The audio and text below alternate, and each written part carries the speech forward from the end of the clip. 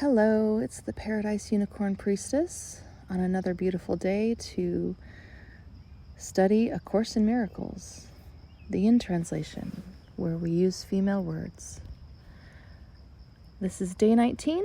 That would be January 19th if you're starting at the new year. And the reading section is called Perception versus Knowledge. We have been emphasizing perception and have said very little about knowledge as yet. This is because perception must be straightened out before you can know anything. To know is to be certain. Uncertainty means that you do not know. Knowledge is power because it is certain, and certainty is strength. Perception is temporary. As an attribute of the belief in space and time, it is subject either to fear or to love. Misperceptions produce fear, and true perceptions foster love, but neither brings certainty because all perception varies. That is why it is not knowledge. True perception is the basis for knowledge, but knowing is the affirmation of truth and beyond all perceptions. All your difficulties stem from the fact that you do not recognize yourself, your sister, or God. To recognize means to know again, implying that you knew before.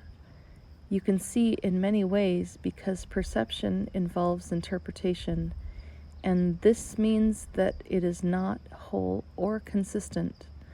The miracle, being a way of perceiving, is not knowledge. It is the right answer to a question, but you do not question when you know. Questioning illusions is the first step in undoing them. The miracle, or the right answer, corrects them.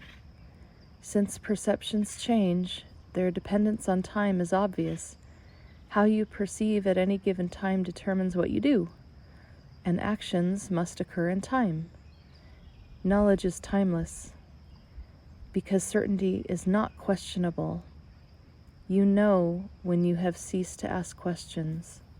The questioning mind perceives itself in time, and therefore looks for future answers. The closed mind believes the future and the present will be the same. This establishes a seemingly stable state that is usually an attempt to counteract an underlying fear that the future will be worse than the present. This fear inhibits the tendency to question at all. True vision is the natural perception of spiritual sight, but it is still a correction rather than a fact. Spiritual sight is symbolic and therefore not a device for knowing. It is, however, a means of right perception which brings it into the proper domain of the miracle. A vision of God would be a miracle rather than a revelation. The fact that perception is involved at all removes the experience from the realm of knowledge. That is why visions, however holy, do not last. The Bible tells you to know thyself, or to be certain. Certainty is always of God. When you love someone, you perceive her as she is, and this makes it possible for you to know her. Until you first perceive her as she is, you cannot know her. While you ask questions about her, you are clearly implying that you do not know God. Certainty does not require action. When you say you are acting on the basis of knowledge, you are really confusing knowledge with perception. Knowledge provides the strength for creative thinking, but not for right doing. Perception, miracles, and doing are closely related. Knowledge is the result of revelation and induces only thought. Even in its most spiritualized form, perception involves the body. Knowledge comes from the altar within and is timeless because it is certain. To perceive the truth is not the same as to know it. Right perception is necessary before God can communicate directly to her altars, which she established in her children. There she can communicate her certainty, and her knowledge will bring peace without question. God is not a stranger to her children, and her children are not strangers to each other. Knowledge preceded both perception and time, and will ultimately replace them. That is the real meaning of Alpha and Omega, the beginning and the end, and before Abraham was, I am. Perception can and must be stabilized, but knowledge is stable.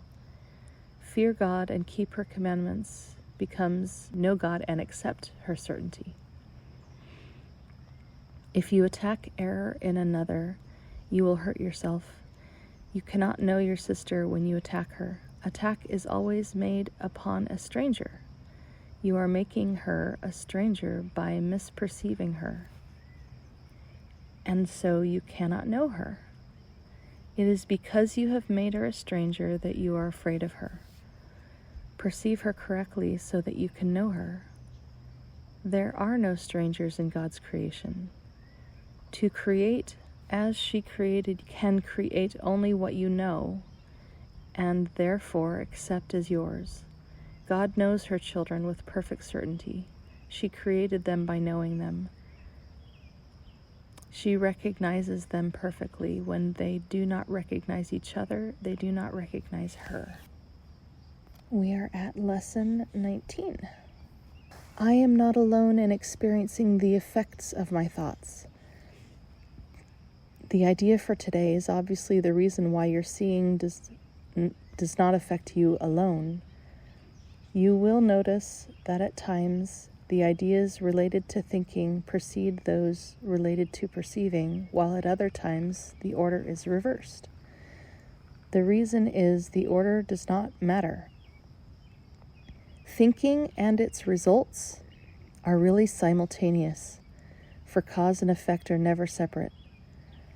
Today we are again emphasizing the fact that minds are joined.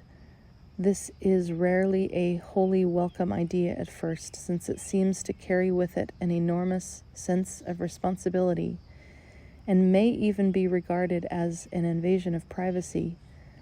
Yet it is a fact that there are no private thoughts.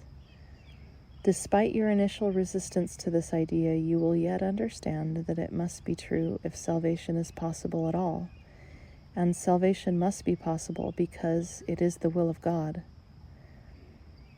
A minute or so of mind searching, which today's exercises require, is to be undertaken with eyes closed.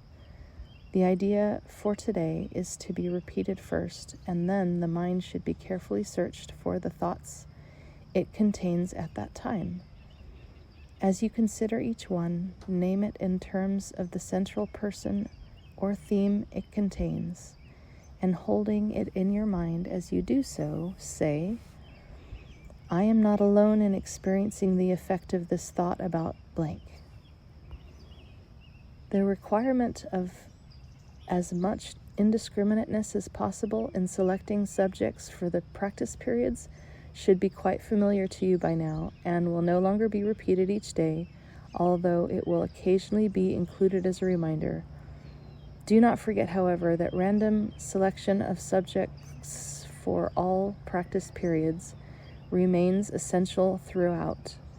Lack of order in this connection will ultimately make the recognition of lack of order in miracles meaningful to you. Apart from the as-needed application of today's idea, at least 3 practice periods are required, shortening the length of time involved if necessary. Do not attempt more than 4. that is the lesson for today. And again, the idea is I am not alone in experiencing the effects of my thoughts. We're all together in this. All right. Bye-bye.